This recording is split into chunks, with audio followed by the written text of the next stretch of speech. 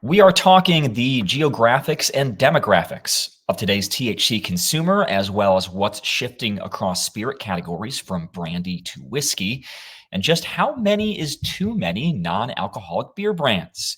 We've got the data and context behind it all. I'm Sightlines Director of Insights, Brian Roth, joined by lead analyst Kate Burnett for this episode of The Gist. And Kate, we're going to start talking about an area that we've been spending a lot more time in on Sightlines that's focused on the cannabis and cannabis adjacent space, hemp-derived THC specifically. And I want to start with a call out. If you are with us on YouTube, we have a brief but important listing of a variety of cannabis industry events that take place now through almost the end of the year. There are about 30 or so that have been scheduled so far that have risen to the level of included in kind of master compilations of events. As we are talking, the Hemp Beverage Alliance just announced its first ever Hemp Beverage Expo. And I think, Kate, setting the stage, this obviously points at kind of the heat and the interest behind the category right now. You know, it is organizations, industry groups recapitalizing on the consumer interest, the distributor and retailer interest, that turning into all these real life events. Yes, and that listing of events was, did not also include the way that hemp and cannabis beverages have showed up at established bev-alc industry events like WSWA conference, NBWA, et cetera. So, I think this is really the year too that we've seen hemp-derived THC kind of make its presence known at those established bev-alc conferences as well. It's a very big deal, and on the Gist and in Sightlines, we have often talked about the power of what it is when all of a sudden distributor organizations and individual businesses start really getting behind it. They've got room in the trucks, and that's making a difference at these conferences, as it is with consumers. One of the things that we've covered this month on Sightlines in a new multi-part series around hemp-derived THC, focused on THC drinks in particular. And we cited some research from Professor Aaron Staples, who works at the University of Tennessee at Knoxville, who did a study focusing on a willingness to pay more and interest levels in alcoholic CBD and THC drinks. If you are with us on YouTube, you can see a chart from the reporting that we included in our insights showing that when it comes to THC drinks, people have a natural expectation for them to taste better. In the work that Aaron did, the scores for THC drinks, the expected tastes, actually were skewing higher, mostly between 7 to 10 on a scale of 1 to 10. And then perhaps most importantly too, people who participated in his surveys also showed an expectation to pay more for THC drinks. Kate, this is something, pricing we have covered and you have written about for Sightlines. Take a look at the shelf. Obviously, there's a lot of hemp-derived THC drinks now that are pricing a little bit higher. The expectation is there as well, which is obviously a boon to producers and retailers. This is a space that we do want to be aware of, because what happens right now also is not indicative of where those prices may be a few years down the line. Right. Consumers right now know that these products cost more compared to alcohol. That's what they've encountered. That's the reality. That's the expectation that's being set right now. However, we hear from consumers. Aaron's research, shows that a plurality of them are willing to pay about $2 more per six pack for $2 to $4 more per six pack for THC beverages as compared to alcohol. However, there is pressure from consumers and retailers that you and I have spoken to for those prices to come down. Even though consumers expect these to cost more, they would prefer them to not cost so much more. And they are right now, sometimes some consumers are price savvy and are sort of doing the math on dosage and potency versus cost. As the novelty of these beverages decreases, as consumers become a little savvier, as there are simply more brands across a wider variety of price points, I think we expect, and we're already seeing, downward pricing pressure in terms of these drinks. There is, a little bit of built-in novelty and wonder here, and we Mhm, see this in terms of the expectation for a better taste from these mhm, kinds of drinks, from THC drinks. mhm, Again, according to research from Aaron Staples, we see scores between 7 and 10 kind of dominating that range for THC drinks, and then the increase for price as well. So just to kind of like reset, we've got, the what, we have all of these industry events where cannabis and hemp-derived THC companies are showing up. They're also showing up at traditional long-running non-cannabis specific events. We've got the why, an explanation that people clearly have interest and they expect these kinds of products not just to taste better, but a willingness to pay more for that experience as well.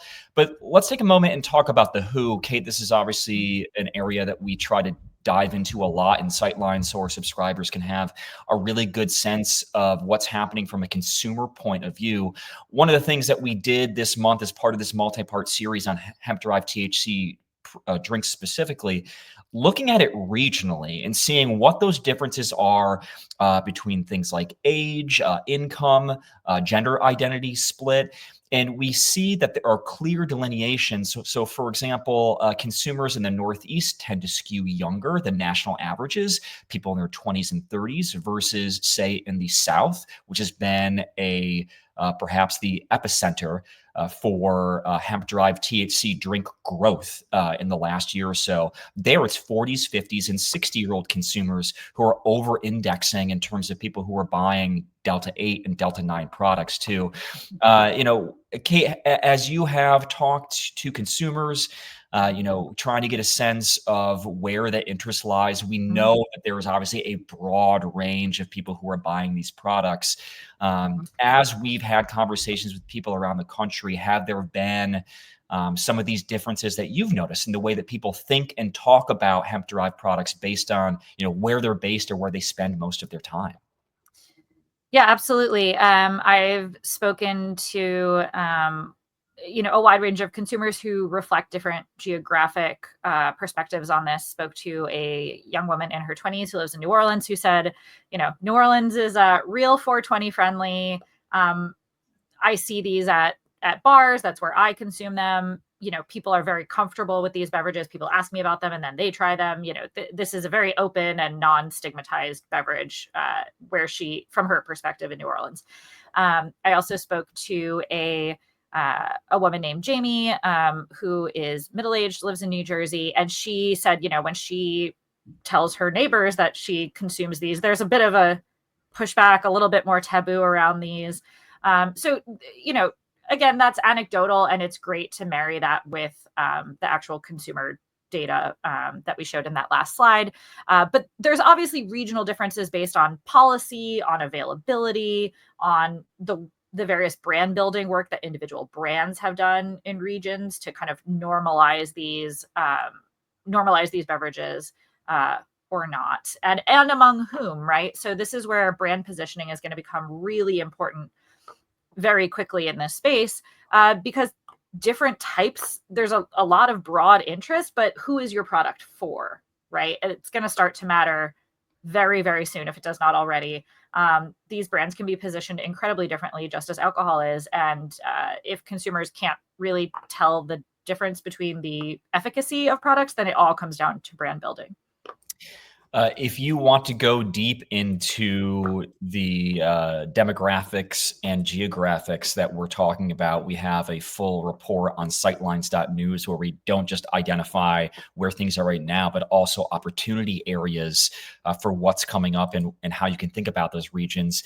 Kate, real quick, before we move on, there's one commonality that we have started to flag across hemp-derived THC2 that I think is important to mention, Mhm. is that the way that these have showed up feel and are novel on the shelves, but the way that people are trying to connect to them, they are pulling their relationship, the language, the way that they experience other kinds of drinks, whether alcoholic or not, into how they're trying to understand novel THC products to them. Give a little bit of context about what you've discovered as you've been looking at this area specifically. As THC beverages are becoming more mainstream, consumers that I talk to are framing their experience with those in terms of adjacent beverage categories, alcoholic and non-alcoholic. They're using the language of cocktails. They're using the language of beer, the language of soft drinks to describe flavor, to describe effects. For example, this makes me feel different than a beer makes me feel. A beer will make me feel drunk and silly, but a hemp beverage does not make me feel that way. Everything is sort of relational to other beverage categories. And I think the more that producers and retailers can use that language and that analogy to build bridges right now, the better. This might change in the future as consumers become more savvy about THC and speak its own sort of vocabulary. But for right now, I think these analogies are really, really helpful for new consumers who don't have this broad base of experience and knowledge with THC. As consumers have become category agnostic and they're drinking across categories and brands all the time, we've seen this happen across beer, wine, spirits, and basically any subsegment that exists within them. So for consumers to bring this kind of experience, attitude, language with them just makes perfect sense. So if you are producing THC beverages, maybe you are already producing another beverage, beer, cider, something like that too. You're probably experiencing that, but we have that over on Sightlines.news if you want to learn more. Kate, let's shift from a somewhat new and novel category to one that's been around for a while. Discus, that is the trade organization that represents spirit producers, shared its annual report just recently. As part of our own analysis, we'll have lots more on Sightlines.news. But if you're with us on YouTube, you can see a decades-long chart showing a handful of core categories as we're looking at what's working and maybe what's facing some challenges right now in spirits. Vodka and whiskey continue to vie for the #1 spot in terms of the highest volume for spirits. But honestly, this is maybe no surprise. Conversations about what's working in spirits right now has to start with tequila, which has increased its volume again for yet another year. Kate, as you looked through some of what we saw from Discus and the annual stats, what stood out to you from this year's report? I think, we can look within those categories to see, no surprise, it is tequila and RTDs that continue to be the bright spot for spirits. RTDs continue to increase their volume share of the spirits category, while some of the stalwart leaders like vodka and whiskey are sort of flat to down in terms of volumes. However, we have seen that though those volumes are down, sales for some of these categories continue to increase as premiumization is sort of a mixed bag right now. Premiumization is a huge question for the industry right now. Is that was the driver for spirits for years and years, and premiumization is still occurring within certain categories, but also stalling within certain spirits. So that's a really kind of interesting mixed bag to dive into with this data to see what's happening with pricing and premiumization. Yeah, generally speaking, for Discus, they break down their price categories into 4 areas. It's a value, premium, a high-end, and super premium. And especially in the last few years, as we've had, budgetary worries, inflation costs, a lot of success for categories has taken place in that high-end area. And so, whether you're talking about vodka, whiskey, or tequila, and we'll have more about this on Sightlines.news, certainly that's an area where, as people still want to exist within a category, they happily shift down a little bit. One area that is just explosive growth, and Kate, you alluded to it, was RTDs. So this is spirit-based canned cocktails, that broad category. Over the course of the last decade, it went from almost 3% share of total spirits volume to basically a quarter share in 2024. That biggest jump has happened since 2021. It's doubled its share, is about 12.5% in 2021, and again now is almost 24%. This is the high noon paradox, I suppose. We're talking about a lot of brands that have entered are new, certainly flavor forward, easy drinking, pulling interest and experiences away from other categories too. This is stealing some share from where hard seltzer has existed. Industry trade groups have pointed toward wine as well. When we think of this idea of maybe premiumization broadly being on hold as a category-wide challenge for spirits, what's happening with RTDs is certainly a bright spot to focus on. Absolutely. And if you remove RTDs from spirits, spirits are not growing.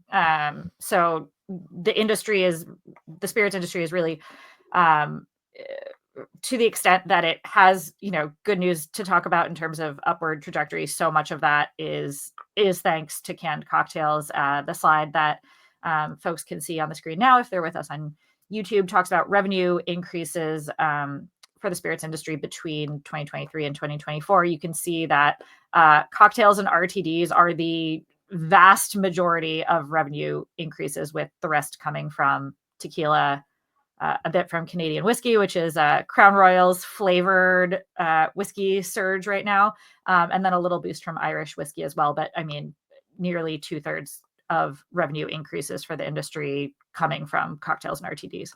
Yeah, and as an important flag, so we've got basically 2/3 of dollar growth coming from flavored canned cocktails. When we add on the potential of flavored brands that exist within, say, Canadian whiskey specifically, we're then inching closer to about 3/4 of added dollars come from what are presumably going to be flavor-forward spirit brands. And this is something that we hit on a lot with Sightlines. That's a space where consumers most quickly and automatically connect with. So when we think about what's working, we can look at a broad category like tequila, where premiumization in recent years has helped really, really grow interest and grow dollars. But when we get down to maybe more baseline growth and average growth, perhaps it is no surprise that it is the flavor-forward options that are driving factors for consumers. I mean, it makes sense that flavor forward beverages are, in any category, easily understood, easily latched onto. And I think that's especially important in spirits, where most consumers, especially who are new to a certain spirits category or newly 21, drinking straight liquor, even with a splash of soda water, is a challenging flavor. And so it's no surprise that something like Crown Royal salted caramel or screwball whiskey or a high noon is just a lot easier to not only understand but to taste and consume for a lot of those new consumers. So I don't think this is surprising, and yet the extent to which flavor is responsible for growth in spirits right now kind of can't be overstated. A fun fact on that screwball whiskey, Kate, looking back at 2024, that's peanut butter whiskey for those who are not intimately versed. While down basically 1% in volume by estimates, was actually the only traditional spirits category amongst the Pernod Ricard portfolio that beat the portfolio average. So right there, we see one example of how, having a flavor forward brand helps connect immediately with consumers. It's fun. It is different, and was a highlight of a portfolio that otherwise had a rough 2024. One area that did not have any challenges in 2024, non-alc beer. We are well clear of dry January, Kate. And so we get to have a little bit of a look back at what's happening or what has happened. If you're with us on YouTube, we have figures that show an analysis from Bump Williams Consulting. This was cited in Brewbound as well, showing that the number of non-alcoholic beer suppliers, it's people who make it, brand families, the number of products, SKUs for us industry folk, have all basically doubled over the last 3 years. And yet, and this is something we have covered on Sightlines, overall, we see this vast number. The long tail is long, but non-alc beer specifically continues to be dominated by a pretty top-heavy situation. Correct. So in 2022, January 2022, a mere 3 years ago, 17 SKUs drove 80% of NA beer sales. just 3 years later, today, that is 33 SKUs needed to get to that 80% of sales. So just lots of fragmentation, lots of new, not just new brands and brand families, but packaging, line extensions in this space. Certainly taking shelf space from other categories, but where does this level off? And where, again, this is proliferation within a category that is still very low single digits of overall beer sales. So this is a lot of attention in a space that is fast growing, but still quite small as a percentage of revenue for most retailers and wholesalers. So where does this all level off? What happens when we introduce hemp-derived beverages adjacent to these? I talked to one retailer in Chicago. They have, in the Chicagoland area, has a couple of 2 or 3 stores in the suburbs as well, bottle shop, saying that, they haven't expanded their NA beer section in the last few years because they're adding hemp-derived beverages, and the drinkers who were drinking NA beers before are now picking up the THC beverages. So how do all of these things shake out in the coming years? What happens to that very long tail where there's been a lot of money and a lot of investment, but to recoup how much in revenue? I think it'll be interesting to look at these numbers in another 3 years. The number of brand families in non-alcoholic beer has gone from a measured 77 in January of 22 to 155 in 25. And it's easy to point at this. Obviously, there's a lot of smaller producers who are making non-alc beer brand families. They're going to be focused regionally, maybe just within a state itself. But something to watch, especially as, the prices of non-alc beer specifically are pretty high compared to its alcoholic counterparts. Providing an analysis of pricing data from the Brewers Association, if we look at something like, a non-alcoholic Pilsner, by case price is almost $5 more than the traditional alcoholic version. A blonde ale or golden ale is going to cost a drinker about $3 more on average than the average alcoholic counterpart. And we know from Nielsen data that it's about 93% of consumers of non-alc products are alcoholic consumers themselves.